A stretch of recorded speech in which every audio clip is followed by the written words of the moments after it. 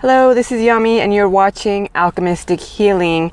I am very late updating this new video. The energies for this week have been pretty intense, pretty crazy. A lot of people that I've spoken to are just feeling kind of drained and tired. And I think with all the adjustments too for people who have kids, I have kids, the new style of schooling and learning is a bit difficult, but nonetheless it kind of goes with the theme of the week and what is happening in this continuing transition of time and these continuous changes occurring to our everyday lives. So to start with the message, well, one of the things that came in was the following. This is a time to become more comfortable with the unseen. That was one of the louder messages that came in. So once again, this is a time to become more comfortable with the unseen. To use this opportunity to understand that things will not go exactly back to the way they were in many aspects. That we might come out of the current state of the world more humble. So what does this mean when we break it down, right? So for me, becoming more comfortable with the unseen, that can mean many different things to different people. Obviously, the unseen can be the metaphysical. The unseen can be things that aren't exactly tangible. They can be concepts, ideas. So what's happening right now with all this death and rebirth is that aspect and that element of the unseen that is kind of weaving its way through everything.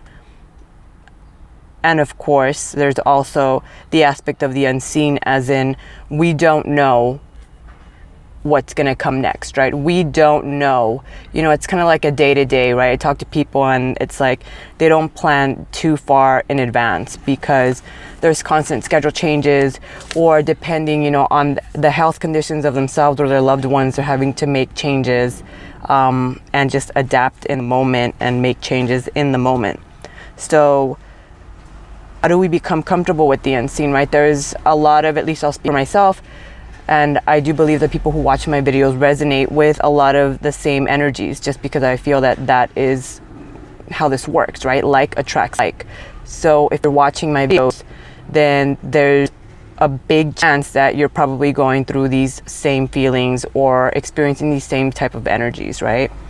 So the resistance that comes from the unseen, I feel for me, it's very much logical, right? So the logical mind steps in and will say, I don't understand this. I don't want to do this. I'm unsure. I'm afraid, you know, et cetera, et cetera. And, you know, I keep saying this, but it is 100% real. You know, it's like, I love the work. And when I say the work, I mean this journey, this understanding for me that I am first spirit or soul or whatever you want to call it, and then human. And that for me, that feels natural, that feels true. So hopefully if you're watching this video, that's something that you know, are going through. Sorry, I'll wait till the music goes.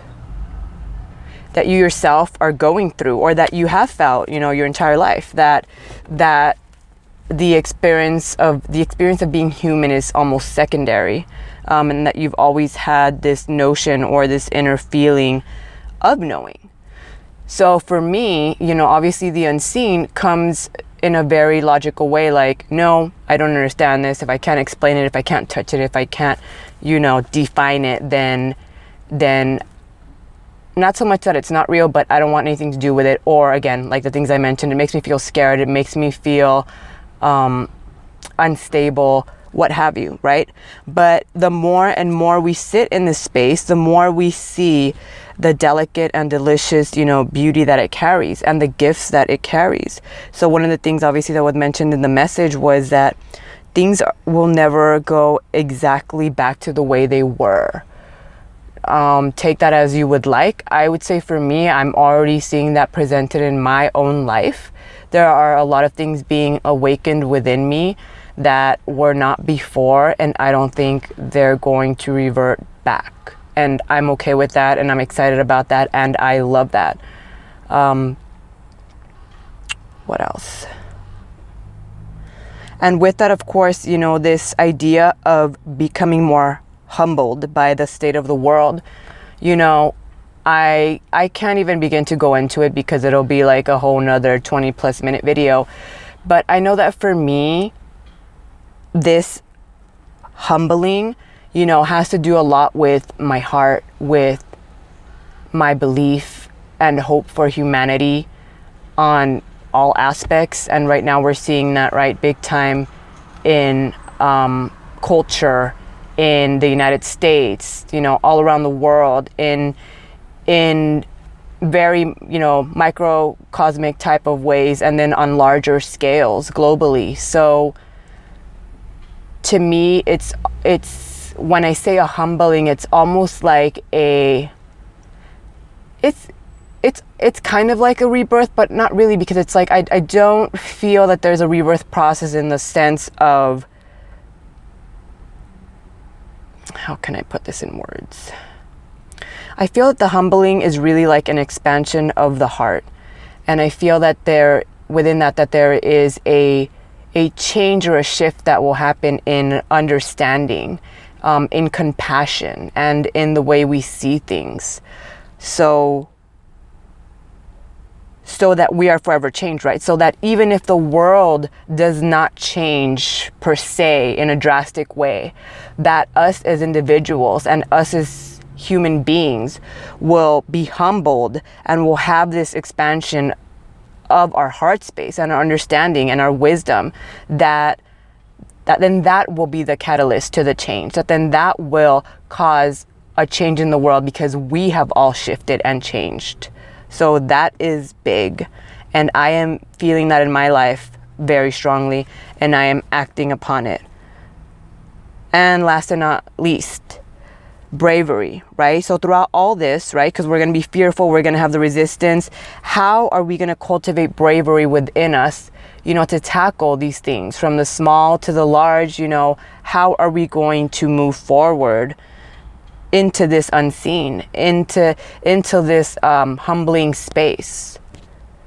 So for me, it's again being grounding every day, as many times as I need to, whether it's breath work, whatever type of ritual, exercise, you know, meditation, mantra, whatever it takes for you, but to keep tapping into that over and over again, because again, a lot of us are burning out. I mean, from Monday to Wednesday, you know, you could be like, that's it. And, you know, I don't even want to wake up today. I don't want to get dressed. I don't want to shower, whatever, you know, these small mundane things. And it's because we're burning out. Even the simple things are seeming heavy to some people, but it's because we're not taking the time to nurture ourselves, to, you know, even hydrate, to, you know, re-energize ourselves, to fill our cup. So please, please, please, during the week, take time to do that. Take time to look into these aspects and, you know, take the steps to, you know, evaluate where you are within what's happening in the world, right? And make sure that you're caring for yourself and that you can come out of this being the type of human being, being the type of soul, and carrying the type of essence and energy into the world that is not only going to serve you, but is going to serve others, you know, and in turn the greater good of our world. So I think that pretty much covers everything. And again, with honoring yourself, this is why this video is so late. I really do intend to post videos on Sundays or Mondays every week, but with the constant changes that are happening, I may have to change that to Wednesdays, every week on Wednesdays. So once again, take care of yourselves. This is Yami, love and light. Until next time, bye-bye.